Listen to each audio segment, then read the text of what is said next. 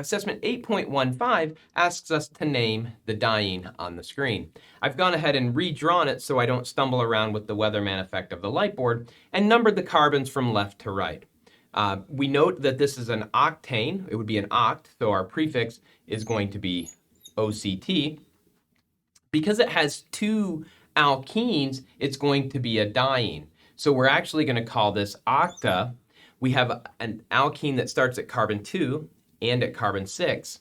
Octa 2,6 diene is going to be the name of the parent chain.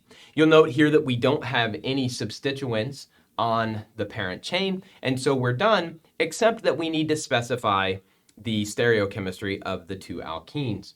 In this case, if we number the priorities, let's draw in the hydrogens for the alkene that starts at 2. We have a carbon versus hydrogen, so 1 here, 2 there.